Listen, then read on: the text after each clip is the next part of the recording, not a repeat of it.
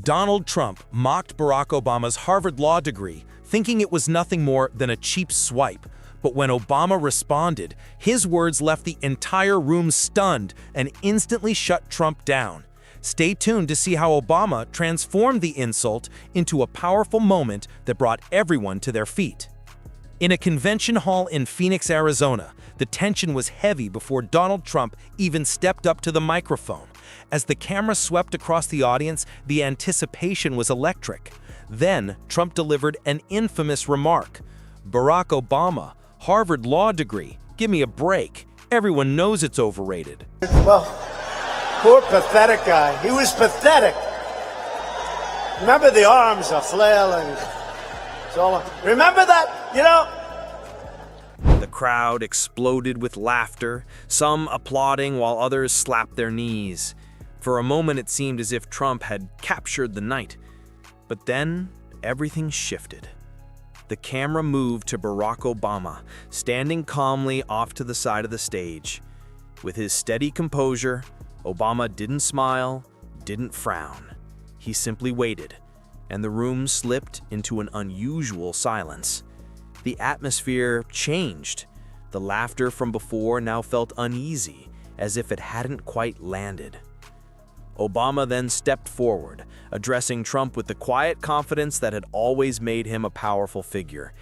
"You know, Donald, I've heard plenty of strange things over the years, but questioning my Harvard Law degree, that's definitely a new one." But you never heard me threaten to shut them down or call them enemies of the people. As a fellow citizen,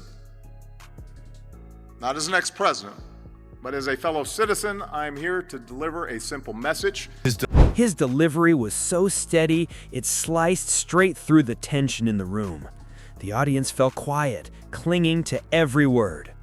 Obama went on, "I worked hard for that degree. I never bought it. I never faked earning it. I studied. I taught. I spent nights in the library while others slept that night too."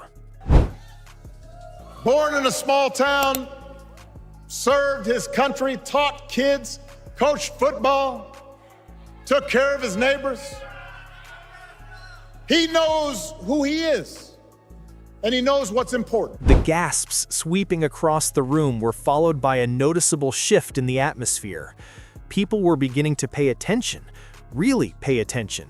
A college student sitting near the back leaned toward her friend and whispered, "He's shutting him down without even raising his voice." And that was exactly what Obama did.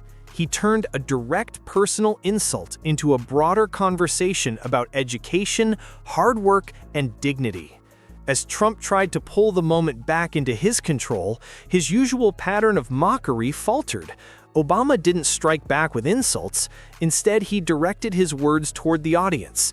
"When you go after education, you're not just talking about me. You're talking about every kid who dreams of being the first in their family to graduate." The crowd responded differently this time. There was no laughter, no jeering. It was something deeper, something more respectful. Obama wasn't finished. He added, "When you belittle education, you're belittling the people who fought for the chance to earn one."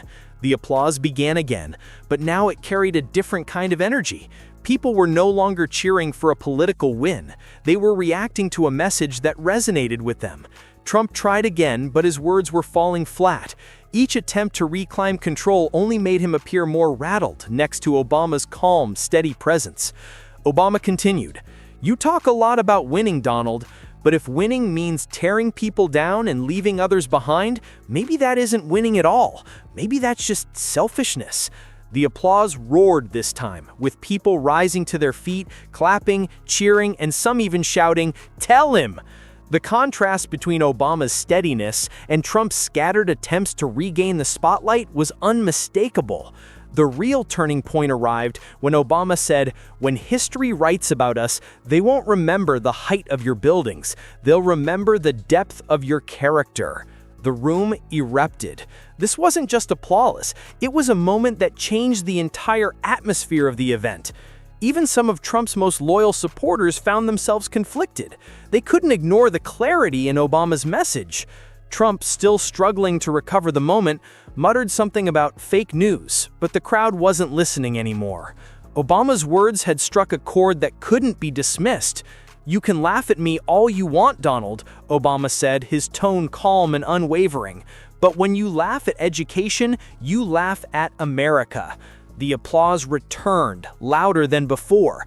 Trump, visibly shaken, tried to interrupt, but the crowd drowned him out. Obama's composure was carrying the night, not because he yelled, but because he held firm to his values. He turned Trump's insult into a lesson about education, dignity, and the importance of lifting people up instead of tearing them down. By the end of the night, the entire energy in the room had shifted. People weren't talking about who won the argument. They were thinking about the kind of leadership they wanted to see in the world. Obama's steady response had turned a cheap shot into a powerful reminder that leadership isn't rooted in volume or ego. It's rooted in character, compassion, and the strength to remain steady under pressure. And something that we're going to have to grapple with, all of us, whether we're Democrats